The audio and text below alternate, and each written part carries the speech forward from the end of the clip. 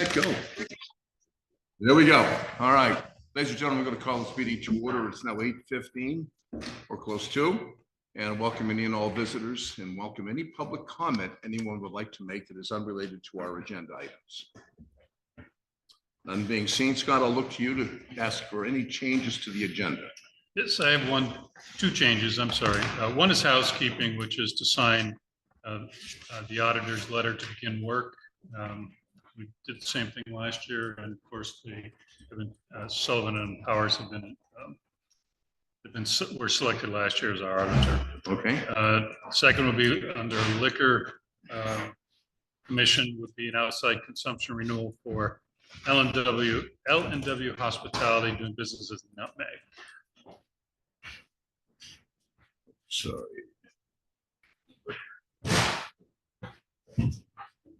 Okay. That being said, folks, we're going to get right into it. We're going to discuss the Route 9 water sewer expansion project, and we're going to discuss the groundwater availability with the Hopper consultant. And I see Wayne Elliott is also on Zoom here this morning. But Scott, why don't you introduce us to? Yes, so the select board did discuss groundwater availability study from Hopper Consulting. Jeff Hopper is on with us. He hails from the this PERC area, and possibly to approve next steps. I'll just turn it over to Jeff if you want to just give an overview, and I'm sure that there will be questions. Yeah, good morning. So I was tasked with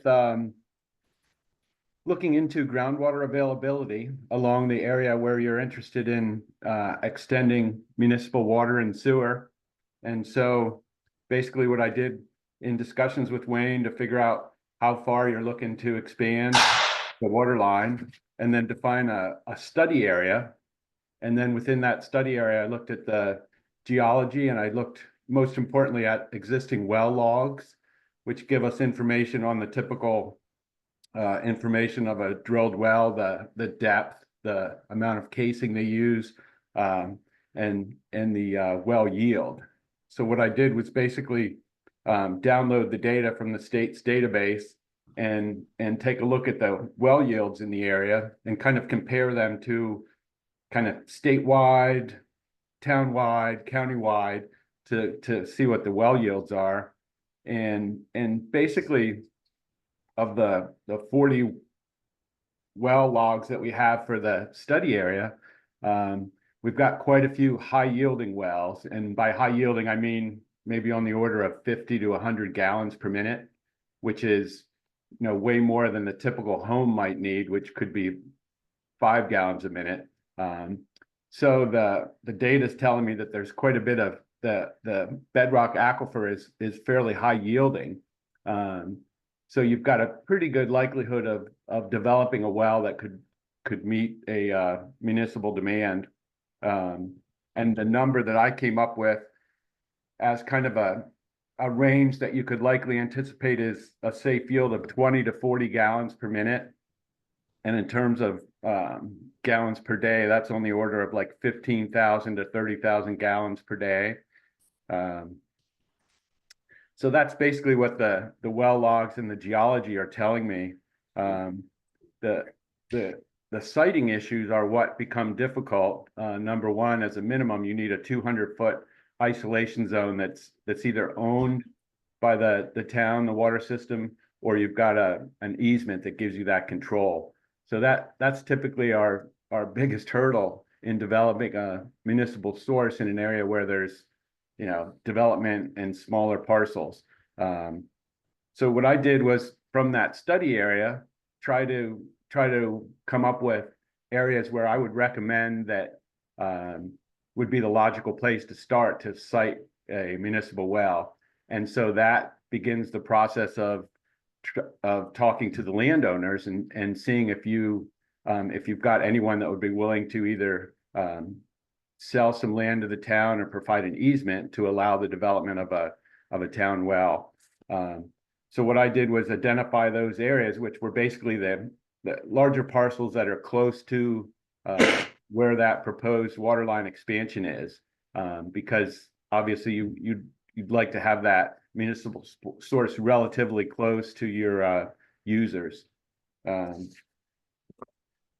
So the other issue that I mentioned in here is the what I can do as a hydrogeologist to try to pinpoint the best location to drill a well basically depends on how much land is available. So if I had a large, 50-acre parcel where the owner was willing to sell the entire parcel, we can do a bunch of techniques to basically try to identify the areas where we're more likely to intercept high-yielding fractures than not. Unfortunately, in a lot of projects, we're going to be limited to a relatively small parcel, so we're not able to use those techniques to pinpoint the well location, and we're basically just going to go by setbacks and make sure we have that 200-foot isolation zone and make sure that the well site is remote from potential sources of contamination. So that's the general gist, and I guess it'd be best to just open to questions. Questions? Yeah, so on page 5, you say it may be necessary to drill more than one well to reach the desired yield. So should we be looking at identifying 2 wells? Well, I guess what in an ideal situation, you would find more than one parcel where you've got a potential willing landowner, so that we could compare and contrast the sites. But when it comes down to drilling the well, I guess I'm not able to guarantee that you're going to get a certain yield. So I'm going to hedge my bets and say, the well yields in the area are pretty high yielding. We've got a good likelihood of getting a high yielding well. But if we drill 2 wells at slightly different locations, we're going to definitely increase our odds of getting the required demand. So you also said that the larger the property, the more wells you can drill. So, it's probably best that we identify one of the larger properties on your map to target. Yeah, I mean, it's an where I think your D&E are that's I think the largest property on the map. Yeah, so it's an iterative process in terms of, a willing landowner. So you folks will have a better idea looking at the current landowners of who might be someone who might be willing to work with the town, sell land, or provide an easement. And the larger the parcel, the more latitude I have in terms of selecting one or more well sites.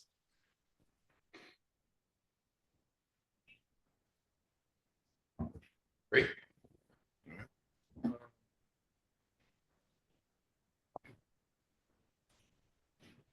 And Jeff, you're just talking with John Gannon, our vice chair. Who has the best pictures of this whole thing right on his computer? Those are the best. I haven't seen them that good. Yeah, Scott, this is Wayne. If I could just go that a little bit. So, the approach here, just keep in mind, this is a supplemental source. You guys are in really good shape at the moment. You have a great water source. So a phased approach would make a lot of sense. As Jeff said, you identify a property, get out there, do the test well drilling. Maybe you find a well that has a great yield and you guys are good. If not, you can have kind of a plan B in there, but that could be phased over time. And what you want to do, with all the land purchase option and even some of the infrastructure, is maybe just plan for that second one. So this is something that could be done over a period of time, depending how quickly you need it. And then obviously it depends what you find in that, finding that first well. So it's a little different, and sometimes we're really looking for a primary source, and sometimes that can be challenging. So you guys are in a really good position with your existing water supply. So the phased approach really, offers you some flexibility moving forward. Okay, anyone else have any questions? I just have a question about figure 5, which shows a lot of proposed wells. Can you explain that? Yeah, that's actually, those are the locations of existing wells in the Okay, state. so they're existing. Yeah, so that's the 40 wells that I use to evaluate the bedrock yielding characteristics in the study area. Okay. And if you look at, what's interesting on that, let's see. It's, I believe it's in the text on like the third page. I show a graphic that's the study area, and it shows wells that have yields with greater than 50 gallons per minute. And you can Right. see that there's one clustered area in the northwest, basically at the terminus of the existing water line, where there's a bunch of private wells and wells drilled for businesses there that have relatively high yields. So we know that that area has relatively high yielding wells. And as Jeff mentioned, one of the things we're trying to do, it's not that you can't extend that out further, but we're trying to make sure, we're trying to work with your existing infrastructure. So we're looking at properties and locations that are relatively close to where that new pipe is going to be. Is the farther you go, that obviously adds quite a bit of cost, infrastructure costs, the piping, power and those kind of things. So it could be expanded, but we're really trying to stay, in some kind of reasonable proximity to where the new water line is going to be on Route 9 and 100.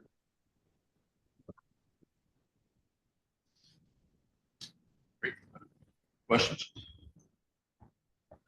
Thank you All for the right, study. we thank both of you.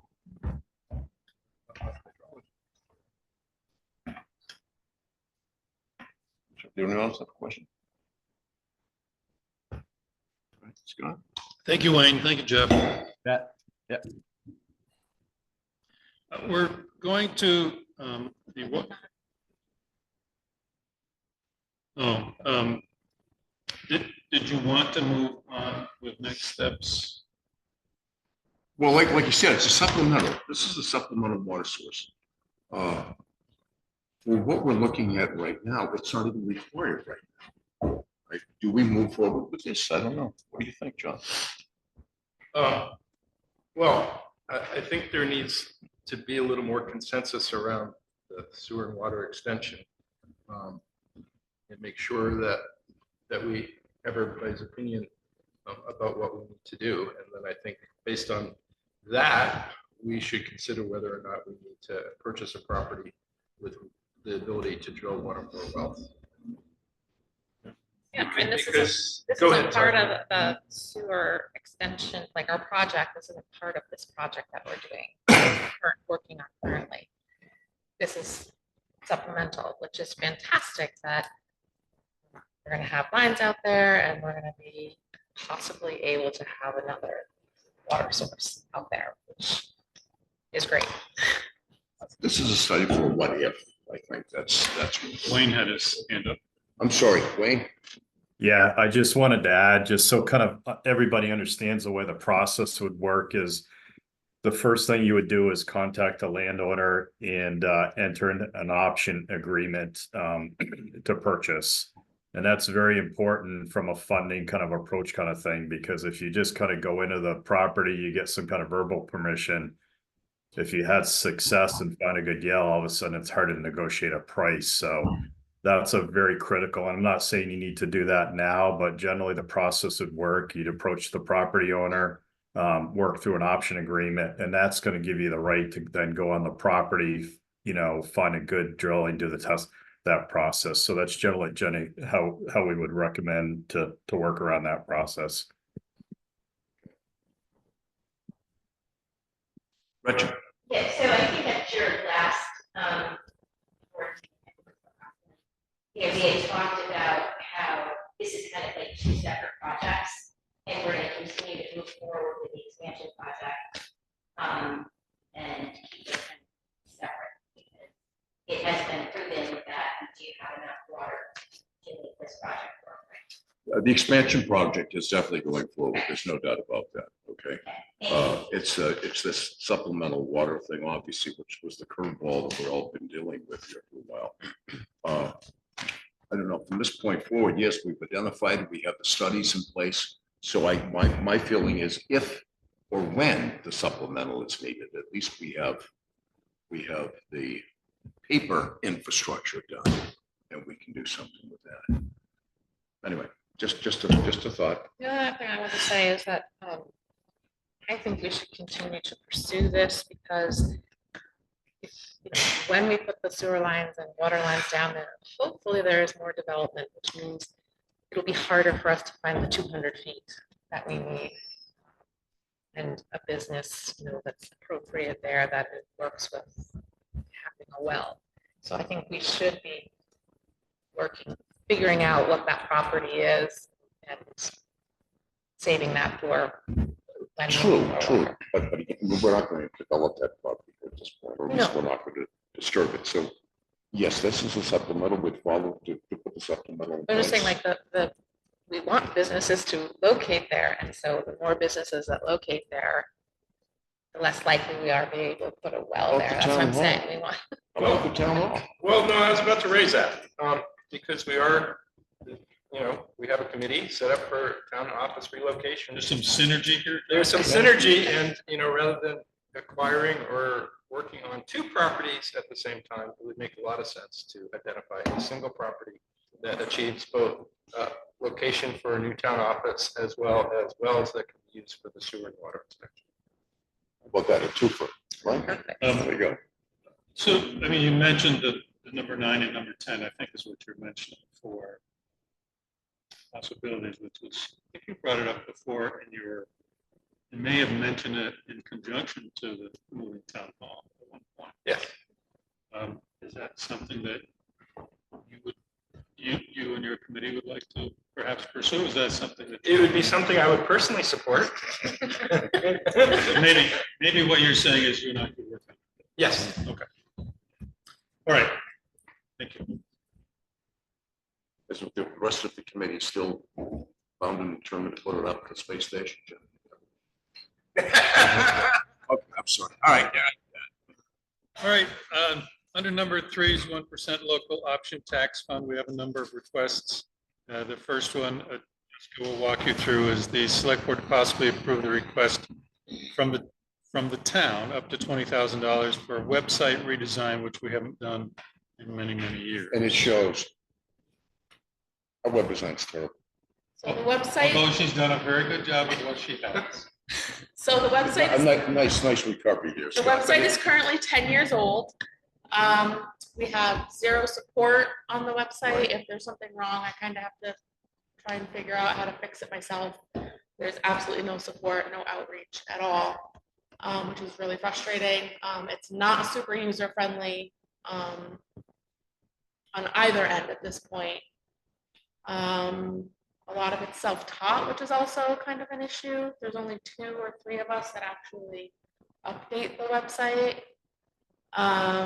So we got 3 quotes ranging from $10,000 to $30,000. The middle of the line keeps on the same platform we're currently using, which WordPress. Which I actually don't have issue with. I find it pretty easy to use, but it actually gives us support. So they'll bring us into ADA compliance. It'll be mobile ready, so your phones will adapt to the site when you go on it. It will have an option for multi-language, I believe, and we'll have ongoing support. They'll handle the security and backups. And we are still researching a click-it reporting system for like road complaints, that kind of thing, so that it will hopefully lessen our phone calls. Road, sewer. Can it go directly right to Marshall?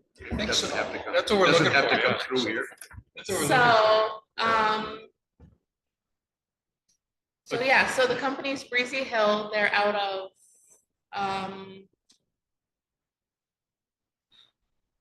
Williston, Essex. somewhere up there, somewhere up in that area. So we did a national, a regional, and a local quote, and they are like the regional quote, and they're midline. They were, to me, the most knowledgeable. They could answer the most questions. They came the most prepared when they actually asked to have a meeting. And they're the only ones that really kept us on WordPress that could answer all of my questions and keep us where we wanted to be and update us. Anybody have any questions? Breezy Hill Marketing? Yeah. Is this it? No, but did we get a content management system? Probably not. We're gonna write that down. I think yes. But let me double check. This is just, if you remember, I think when we quoted, we did a quote from Hightown Marketing 3 years ago, 4 years ago. For the website. Yeah, the original quote there was like 34,000, something like that. I'm not saying that's what you spent, but that was the original. And as long as you're doing this, I do find that the site from time to time is slow loading. I mean, really slow loading. So some of that is who's hosting us, which is another big push for the move, Okay, because it'll no longer be GoDaddy. okay. Because I mean, sometimes it's fine, and then other times it's like, I'm twiddling my thumbs. GoDaddy has a lot of issues with their servers Uh, constantly, and it affects our website and a myriad of things, and it always seems to be an issue on their end. It's very rarely an issue with us. okay, So that's another big push, is to good. get off of there. You know, there'll be an annual fee, of course, for them to monitor, work with Jess right along. So with that in mind, folks, we'd like to make a motion. I move to approve the request from the town for up to $20,000 for website redesign. We have a second. So greasy, we have food greasy. Second. Breezy Hill Marketing. All right, we have a motion and a second to request 20,000 for a web redesign with what's that? Breezy Hill Marketing. Breezy Hill Marketing. All those in favor say aye. Aye. Opposed? Motion carries. Next, we have the select board to possibly approve the 1% request from Twin Valley Elementary School in the amount of $48,200 for a new playground. And I believe you know each other. We do. This is Chris Warren. So a little bit of background regarding the playground that's up there. It was built in 94. It's pressure treated. It's falling apart. It's out of compliance state. Not very ADA friendly. So if that's all these things are wrong, why didn't the school correct We are. So with our money? no, with our, I'm getting it. Okay. So You're going the wrong way. Okay. we have got 3 quotes and for a new playground that needs to be replaced with the old one. And the cost of that, I believe I gave you, was $241,066. Now, the reason why we came and talked to the select board, we talked to the Wilmington Recreation Committee, supported the idea, was that we felt that the playground is a community area. School runs it, the school uses it during school hours, but after school hours, there are many, many community folks who use the playground on weekends, after school hours, summertime. So we felt that possibly up to a 20% assistance from the town would be appropriate due to the community nature of the playground located at that spot. Last couple of weeks ago, there were 2 birthday parties there that had nothing to do with the school. So that was our pitch. Do you have anything? No, I'll just say, local businesses want to use the school grounds quite often. There have been weddings there that Mount Snow sends them down to play soccer games. I think last year there were 3 different camps from out of state that used the fields. So we really do host a lot of community events on the campus. So we would love your who's help. paying for the soil to be replaced or rearranged? The school, it was a special article in the Twin Valley budget this past March Okay. that the voters approved. I guess what I'm saying is that we want to be certain that we don't take any ownership of the playground. No, And the reason I'm saying that is one part of the provision of 1% is not to share it with the local school systems. I think we went through that with our, what was it, the bump track or something, I don't know. whatever the hell that Pump was. track. We do have a pump track Yeah. and bike trails Yeah. and disc golf. Well, course. you know, that was kind of like, it's going to be Like open for to sale. everything. And Yes. it didn't quite work that way, but that's all right. But we get into the infrastructure of the school. Yeah, I guess, you know, we do have recreation facilities that we use over there. I think it's our camp, our summer camps, I think. the kids go We to. have some. So in that way there, I think we can justify it, you know, with any of the restrictions on the 1% from the state tax department.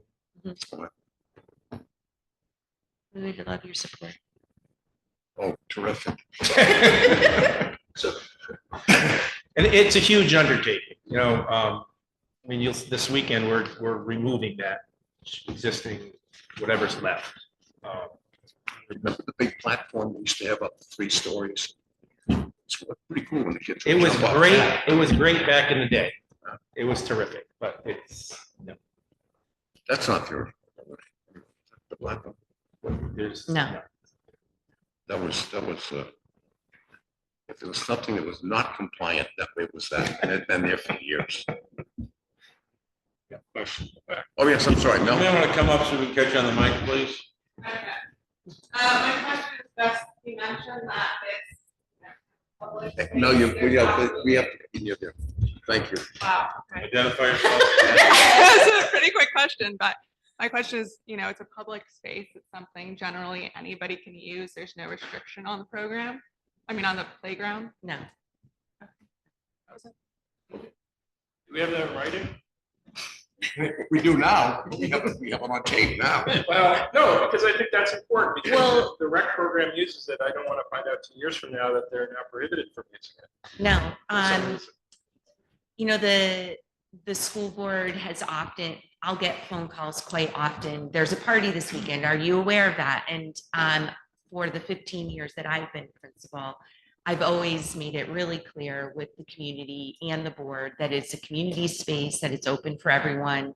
When complaints come to the school board about trash, about upkeep, it's always really important to me and the school, the students and teachers, that it is a community space open for all people. So over the years, when questions have come up around who's responsible, it's always been the school, and we've taken care of that. And we want it to stay that way. So, but I guess my question comes is ensuring that it remains open to the public. Yes. Is Yes. there anything in the school board minutes that would indicate that it will always remain open to the public? No. I mean, it's Is not that in the something- notes, but Is that, Well, but that would be Yeah. important. is that something that Sure. you would like? I'm Yeah. sure that we can do that. yes. That's no problem. Again, during after school hours, it's legally during school hours, you can't, but Right, no, after I school understand the hours, school hours thing. It's I after. would Yeah. believe that we could No problem. easily draft something up and present it and be done with that. It's just, we're just covering our backs. Absolutely. Makes sense. Yep, perfect. Uh, I have a question. Yes, go Is ahead. this just for exterior of the school only, not interior? No, this is all exterior. The existing playground that's there right now. But Up on the everything hill? that you would be permitting other people to use would be outside of the school building. right? People are allowed to use the inside of the school building if they fill out a request. Okay. For free. And like Rotary will be there, Blueberry Oh, Festival. yeah, they have pancake Yeah. breakfast and stuff. Ski sale. I mean, there's lots of community events that are hosted at the school as well. So the aeration chamber is still there. They still in the ground. The old septic. Is it right there? I think it's on that. hill. It is. Yeah. That's, we toyed with that 40 years ago, trying to get them to work. Spent $36,000, so that was in 1981 money. And I think it lasted 2 flushes, okay? It just didn't, it just wasn't gonna do it. So there's some hidden things up there. like I Yes. said. There are, yeah.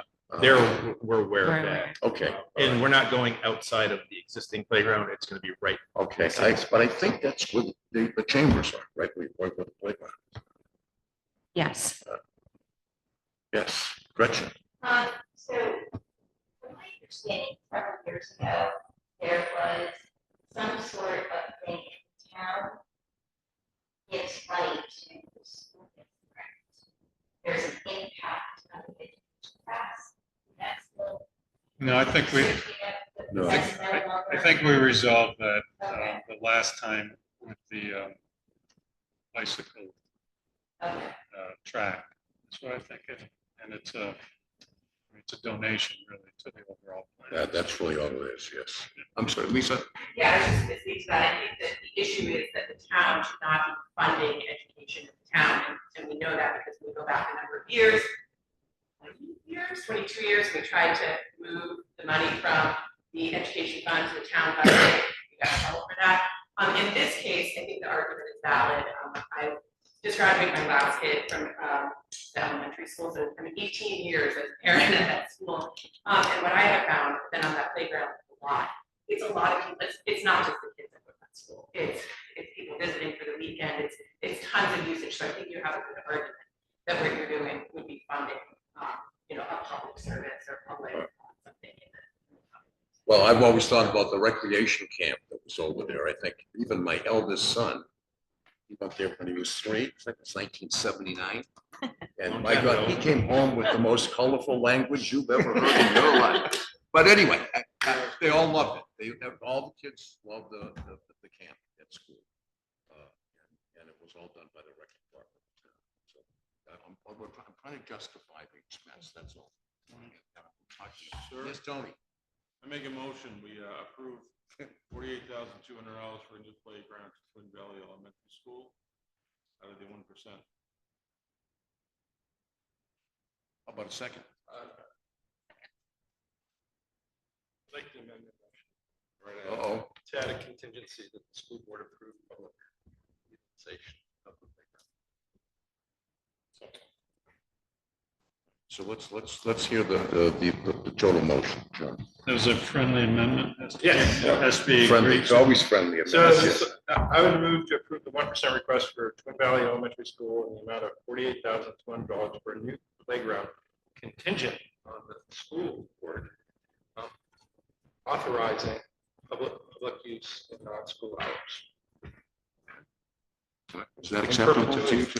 All right. It's already, All right. yes. That's acceptable. Yes. All right, and who second the motion? Vince? Okay, all right, we're just gonna do this. All those in favor, say aye. Aye. Thank you. Would you like that in form of a letter, send a letter? That, yeah, and record it in a minute. Okay, you got it. Thank you so much, appreciate it. Thank you, Rebecca. Thank you, Chris. That's a Okay. Well, I thought you were going back under the bridge. Thank you. Thank you. Sam is here. The select board possibly approved the 1% request from Wilmington Works in the amount of $125,000 for a facade program. And I'm like, Sam, please have a seat. Gretchen, you too. Since John and I are on this board, on the Wilmington Selectboard, we want to reduce, but we're not going to vote. How's that, John? That's fine. Okay, thank you so much for putting this on the agenda so quickly. So I just want to say that it's wonderful because I've been thinking about this program since we last had it in 2017, and we had really some success around that in those 3 phases that we did back then. And so I'm really excited that with the projects that I have now, that Wilmington Works is really kind of taking the reins of this proposal, and it's just expanding the capacity for the town. And I just really want to stress that, like, even though Wilmington Works is doing this, which is a downtown designation, this proposal includes all of Wilmington. So all businesses in Wilmington that's on a main thoroughfare would be eligible for this. So Sam's gonna kind of take the reins Yeah. from here. So this was last done in 2017. And Wilmington Works, we're really excited to get something like this back up and running. It's been quite a long time, and I think that we're due for some facade improvements. So we're requesting the $125,000.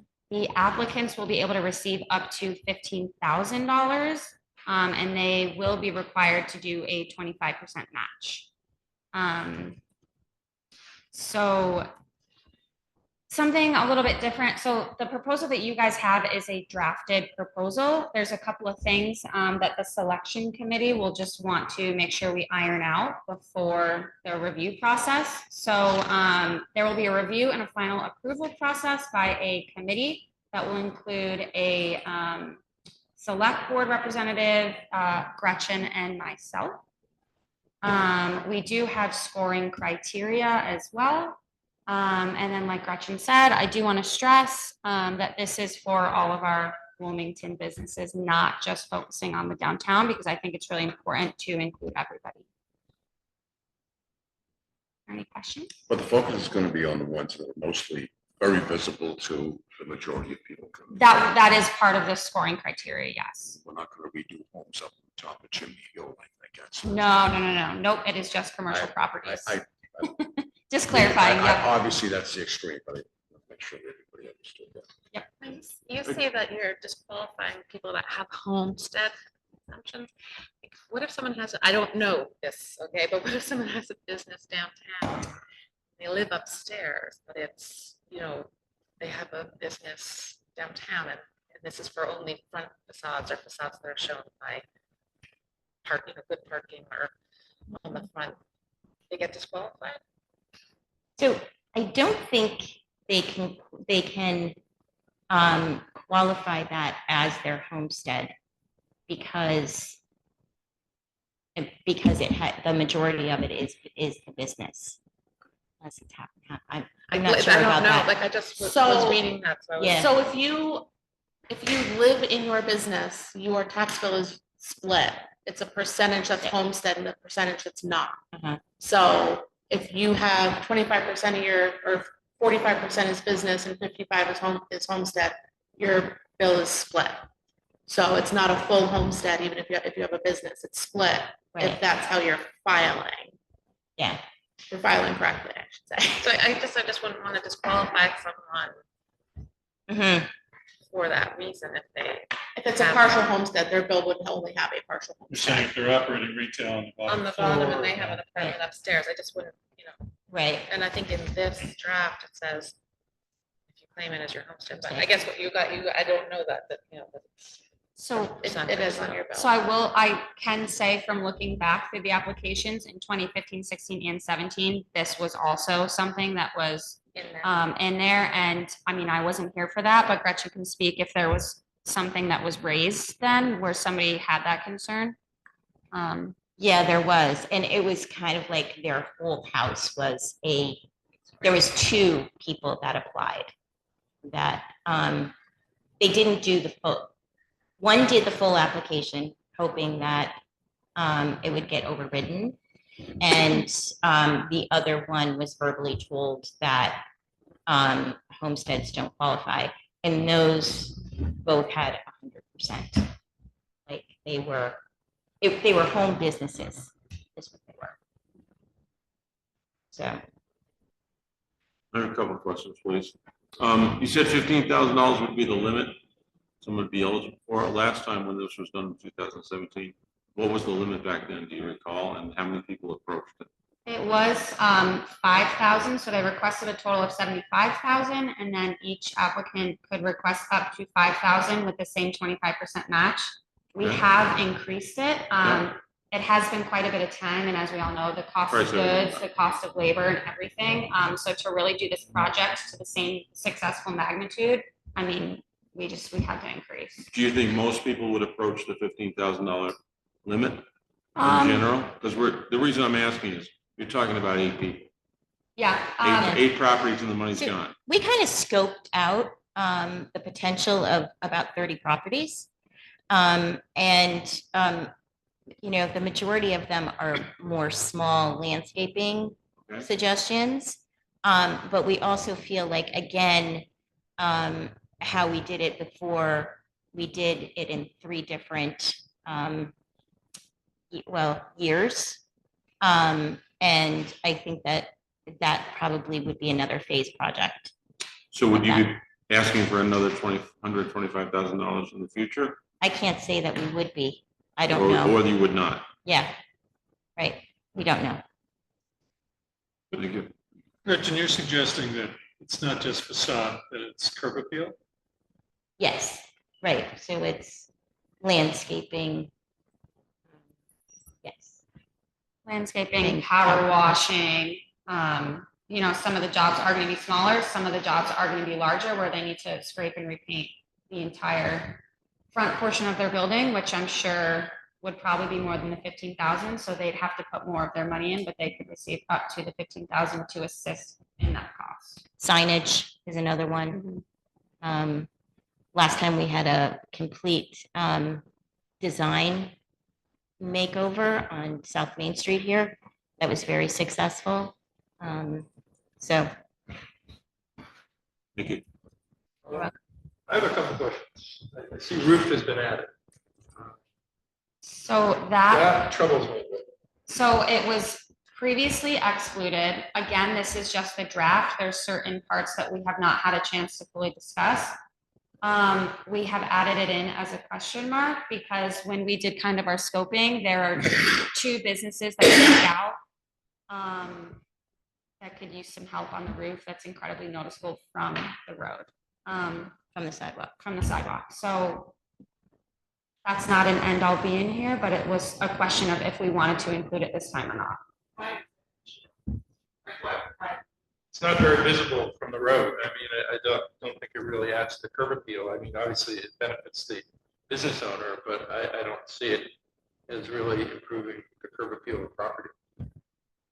So within the criteria, we go back to criteria and if it's visible from the road. So if these 2 potential properties apply, we could check that off as it is very visible. Okay. And then it says a blank facade funding cap is placed on property owners that own more than 1 property. So what is the funding cap? So in the previous years, they had a funding cap of $7,500. And now that we've increased what their max grant would be, we need to decide what that cap would be. So this is good, just to help out a little bit here. So when we were meeting, they want to get started August the 1st, so we asked for the draft. So is this going back to your board? So the board has copies, and then probably I would say the 3 of us on the selection committee as well can iron out the final pieces. And then I just have one comment. I mean, my personal opinion is we should prioritize businesses that have not applied for a facade grant in the past. That is something we brought up.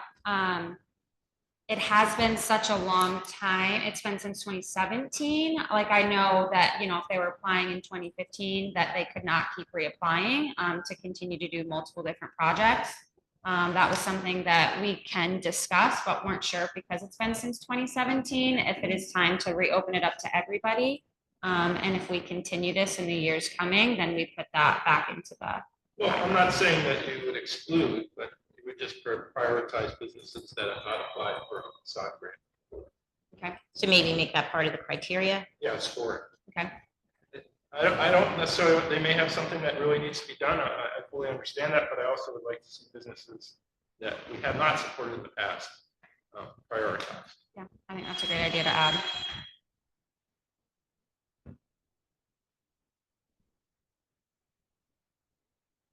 I have a question about the businesses in general. Would you be pursuing or limiting it to businesses that are actually operating or still in development? And some of them may have been in development for since 2017. Or before. Yeah, we know. So we have discussed that because those businesses are not currently operating and putting towards the 1%. I think that it is important that the exterior and the facades of those buildings are as appealing as they can be for people walking downtown. I think many of us hear about those buildings often, and we would like to do what we can. You know, we don't decide who buys these buildings, but I think it's important for us to reach out to them and assist them in any way that we can. You could also potentially put something in their agreement, because each one of these will get an agreement.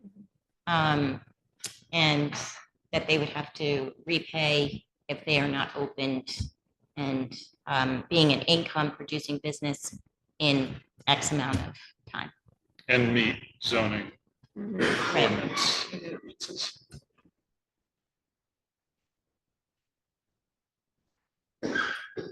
No questions, no? I just want to say, I think this is a great program, and I think it should be a yearly program. I really don't think we should do it once every 7 years or whatever it You want is. to sit on the committee? Get over it. Sure. Yeah. This fall, you'll just, I mean, this clearly falls in economic development and bringing people to our town and seeing how pretty it can be and keep people around. So I think we should really think about doing this more than every 7 years and helping out businesses. Maybe give smaller amounts of money, but I think just because someone got something last year doesn't mean that this year they need help with something. The town of Dover does it Yeah, I think annual. it's great. They have a annual, and they actually used our facade program to develop their Do It program. they'll claim it's better though, right? Yeah. Okay. Would somebody like to make a motion? You can't. I make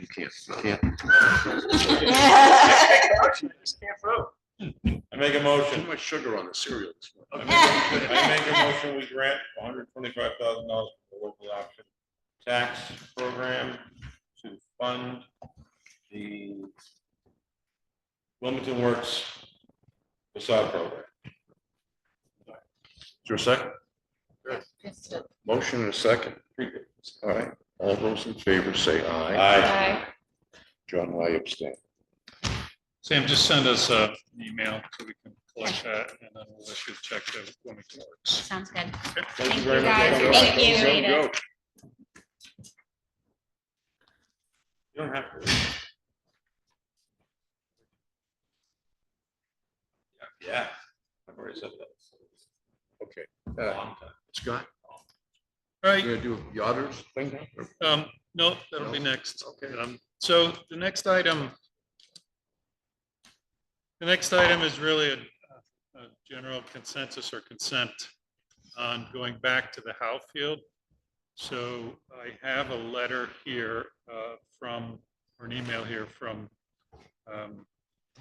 Ryan Holton and Karina Martin, who are writing on behalf of the Twin Valley Youth Soccer in Wilmington. So as you learned, and as you know, the field has been upended, the field that the kids would use as practice, evidently. And so Ryan and his wife, Karina Martin, took over for Chris Walling as soccer coordinators the past year. They're looking to see if they can get the Howe Farm soccer fields back in a usable state.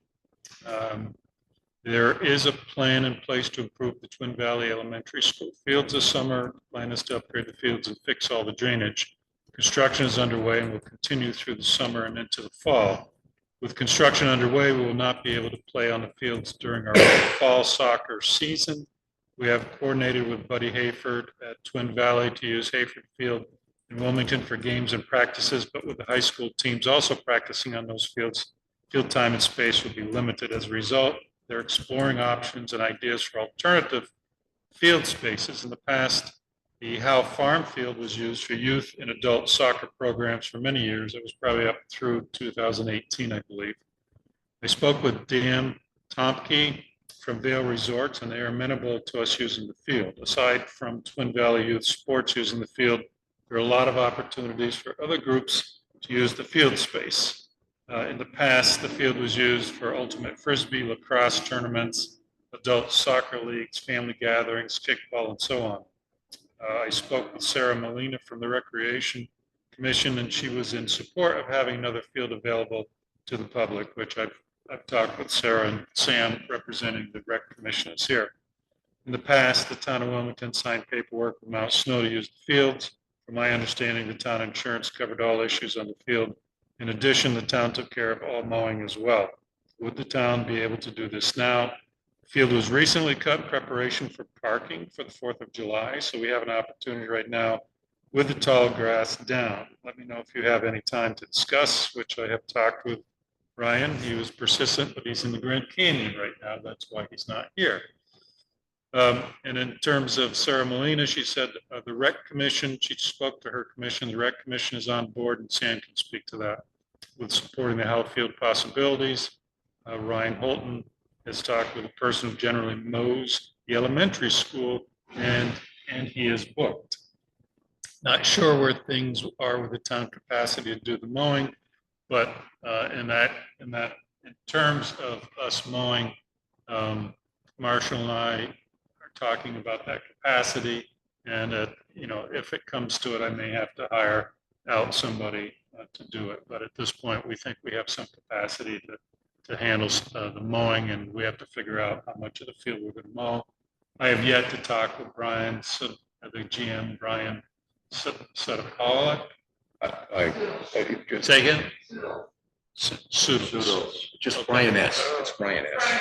So it's not phonetic at all. No. Say it again. Pseudos. And he and I. Was he? Yeah. He's what? Where's he going? Whistler Blackstone. Really? The turnover over here has been significant.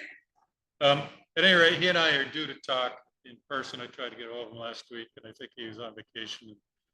He did get back to me, and we can talk about it.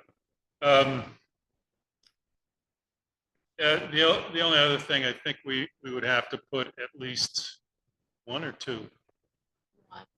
One Porta potty. which is about 135. So there's porta potty. Yeah, so there's significant support from the town. If you give me a nod, we will work it out for this year. And if it's successful with a rec commission in terms of adult play, we may ask to continue it on a year-to-year basis. But Sam could speak to that if you would like to. I will just clarify, here not as Wilmington Works, but as the Recreation Commission. So the Rec Commission is in full support of this because we've had some inquiries about adult pickup being back up there, kickball, things of that nature. We have also decided as a commission that we would absorb the monthly porta potty cost for the 4 months that the field would be in use, because we want to make sure that this field can be used. So I will just say that. The Rec Commission. Yes, the Rec Commission will. That makes sense. Absorb it out of their current budget, or asking the town for more? No, money? we will absorb it out of our current budget. So we will pay for it with the money we have. We will not be back here asking for money to pay for the porta potty. We will be paying. No, you'll be in my office. That's a different Well, I vote. just wanted That's to a different clarify. vote. Yes, we will be paying for it. Okay, thank you. I have a question about the haying of that field. Hasn't it been hayed for decades? No, Right. so they started haying it when we stopped mowing it, that section. Is that why? That Yes. section. But So did- they did hay hay it, this they year. don't mow it, they hay it, Right. and they just hayed. Yeah, we're still trying to figure out how long it took. It used to take Brandon to do it. We just don't have the capacity probably with Brandon, but we may have some capacity with highway stepping up. And it's a big commitment on our part because we haven't been doing it for the last I think 5 years probably. Huh? 6 years? So 5 hours.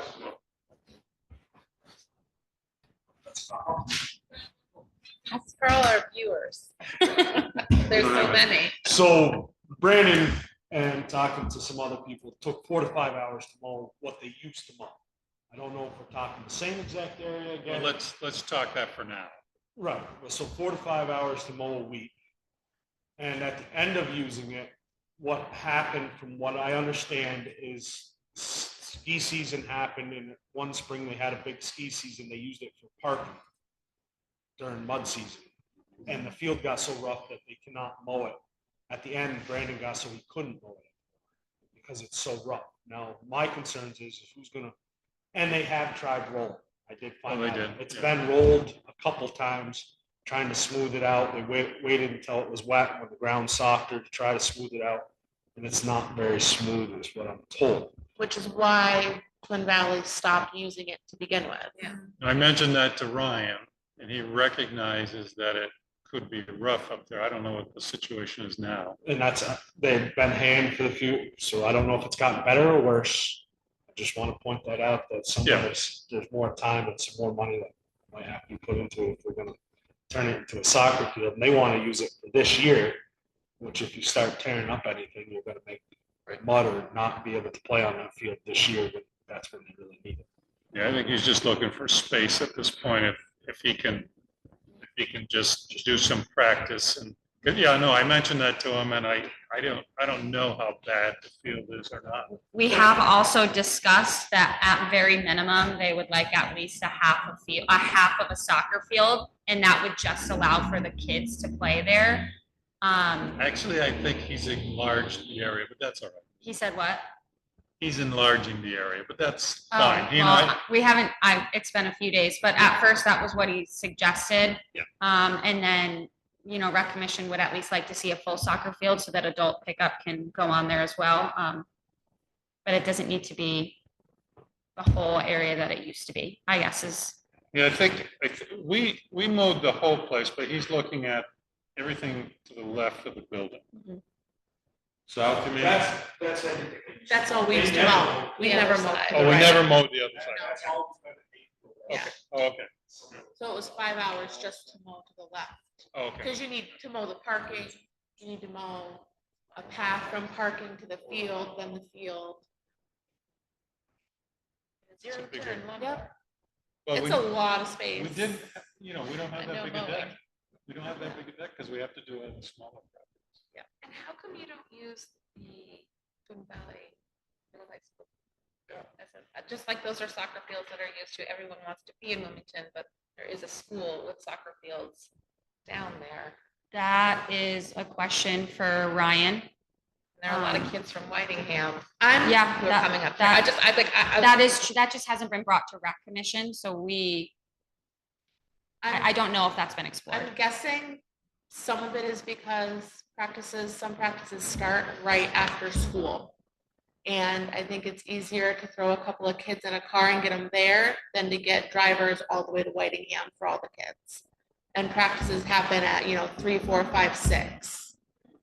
And I think it's a transportation thing. He did say that they're coordinating with Buddy Hayford, so. Wasn't there This is not getting you. wasn't there talk about doing some work on the Whitingham The fields? Whitingham. What was that? Wasn't there some talk about doing some work on the Whitingham fields? The softball, the baseball. I'm not Is that what- certain. But there's several fields. I mean, there's just several fields in So Whitingham. it's a large area. I like Howfield. My kids played soccer on Howfield, but what my concern is you mow it, great, but if there are huge divots, that's why they stopped playing there. We can't fix those divots, like not even divots, but those huge tire tracks in there that might not be appropriate, like for kids to play there.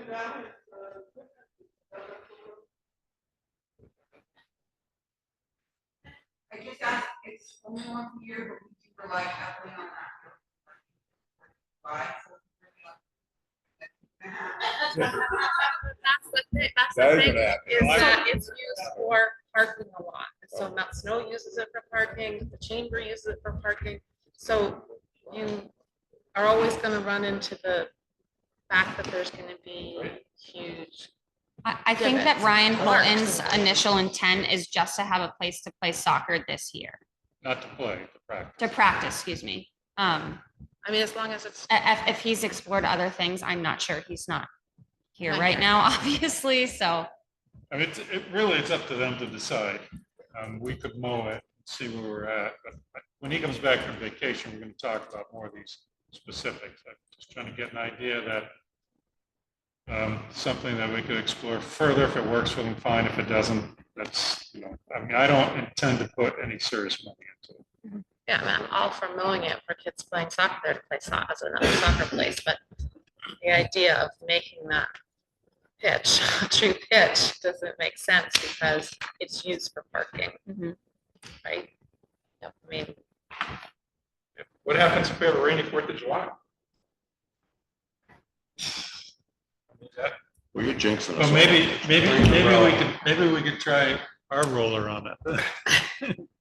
I'm just saying, I mean, so I want you to know, I'm in support of it, but I'm just saying, like, I don't. No, think yeah, we can spend money on this that is going to, you know, a ton of money. Mowing is one thing, but, and, you know, porta potty is great, but to improve it is a whole other level. That's a whole different. Yeah, and I don't know if that's been asked to be improved. All I can speak on Recreation Commission is that we are in support that they need somewhere to play soccer and we will pay for the porta potty. Outside of that, we're not the soccer team directors, so I'm not sure like who else they've been in contact with. As far as like room to play, other than I know he's been speaking with Buddy. Everybody's good with it? All right, hey, all we send is a consensus, we don't need a motion. Good, yeah. Yeah, we've done this so many times in the past. Okay, Let's do it. let's see what we get. I just need some signatures on the audit confirmation under other business, sorry. I just need signatures on the audit confirmation letter for Sullivan and Powers to begin their work. The same as last year. We've already approved them as our auditor. Okay. We good with that? As general consent and signature? Right, do we all sign? You would? Looks Okay. like there's space for everybody. I mean, do it any way you'd like. Well, I There's haven't three seen it. spots. I- Well, sign small, you can share lines. Okay, so while we're Sharon signing is that, here. I'm going to move that we go into the liquor commission. All right, all those in favor say aye. Aye. We are in the liquor commission. Scott? This is an outside consumption renewal for L&W Hospitality doing business as Nutmeg. To sign or not? Just need a motion in the, So they've already done their regular licenses, they just forgot this one when they did the other ones. Really? This is after Nutmeg? Yep. Would somebody like to make a motion? So moved. Right, second? Second. Right, motion second, to approve the renewal of L&W Hospitality outside liquor consumption permit. All those in favor say aye. Aye. I have no other business for you this morning. Thank you Okay, very much. now with that, anyone else have anything they'd like to add? Nothing for the good of Wilmington. All right. So I will entertain a motion to adjourn. All right, all those in favor say aye. Aye. Thank you all for coming. Should go to the school board and ask them for some